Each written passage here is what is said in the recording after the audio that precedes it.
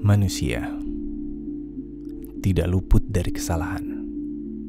Kesalahan terhadap sesamanya maupun terhadap alamnya, yang menjadi satu-satunya tempat tinggal manusia untuk hidup. Tak terkecuali di Indonesia, yang selalu kita gadang-gadang kekayaan dan keanekaragaman alamnya. Manusianya pun juga tak sedikit telah melakukan kesalahan-kesalahan terhadap bumi pertiwi.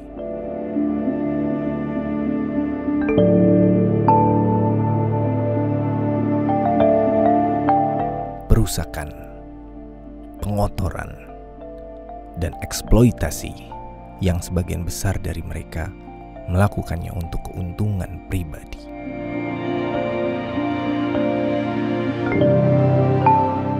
Di seluruh dunia pun, kerusakan terumbu karang diperkirakan telah mencapai 75%.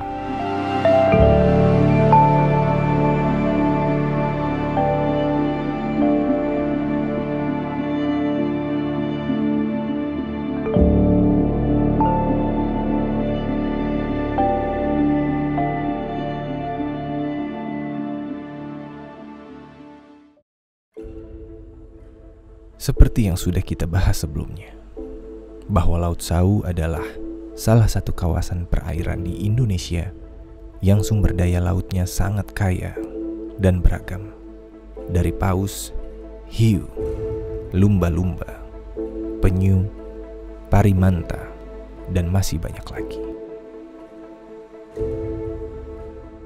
Perairan Nusa Tenggara Timur, khususnya Laut Sauw, adalah perairan yang subur dan dijadikan sebagai tempat mencari makan dan beristirahat bagi cetacean.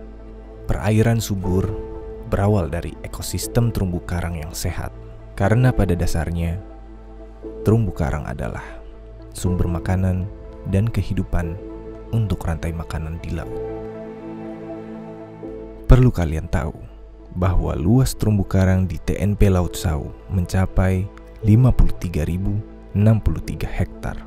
Namun, nilai tutupannya hanya sebesar 18,55%. Aktivitas penangkapan ikan yang merusak atau dikenal dengan destructive fishing menjadi salah satu faktor dalam perusakan terumbu karang, seperti menggunakan bom atau bius. Maka dari itu, kolaborasi antara pemerintah lokal, masyarakat, akademisi, pengelola wisata, ataupun turis sangatlah penting. Karena pelestarian lautan tidak mungkin dilakukan oleh hanya dari satu pihak. Kita semua harus turut serta untuk menjaga lautan kita. Coba kita buat skenario jika terumbu karang di Laut Sauw rusak. Ikan-ikan akan pergi mencari habitat lain yang masih sehat terumbu karangnya. Dan jika ikan berkurang, maka masyarakat akan kekurangan sumber daya ikan sebagai bahan pangan atau sumber pendapatan. Maka dari itu, menjaga terumbu karang sama saja dengan menjaga kehidupan kita sendiri.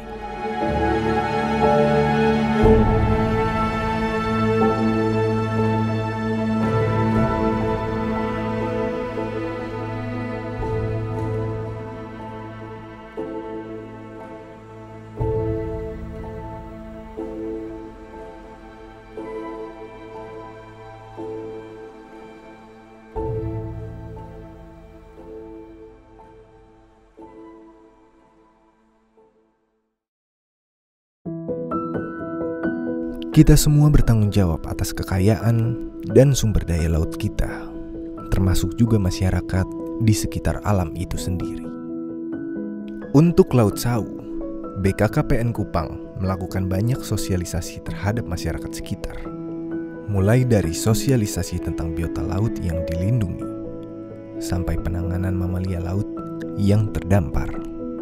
Lalu ada juga Conservation Goes to School yang disosialisasikan kepada siswa-siswi sekolah dasar.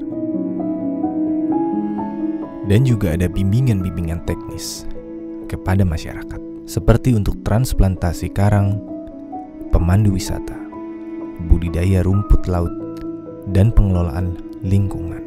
Dengan ini, masyarakat dapat lebih independen dalam menjaga Laut Sau dan di waktu yang sama juga memanfaatkan sumber daya laut dengan bijak. Pada akhirnya, semua kembali pada kita. Kembali pada bagaimana kita memanfaatkan sumber daya alam.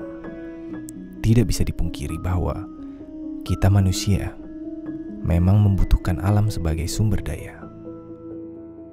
Namun, yang paling penting adalah bagaimana kita menjaganya, sekaligus memanfaatkannya dengan arif. Agar sumber daya alam bisa terus bermanfaat, agar bumi pertiwi bisa tetap memberi rumah dan makanan untuk kita, anak-anaknya. Kesadaran memang sangat penting, tetapi salah satu hal yang bisa muncul sebelum kesadaran adalah kebanggaan. Kebanggaan kita terhadap laut kita, terhadap keindahannya, keanekaragamannya, bisa menjadi awal agar pada akhirnya kita bisa sadar bahwa kekayaan dan keanekaragaman alam kita harus selalu kita jaga sampai selama-lamanya.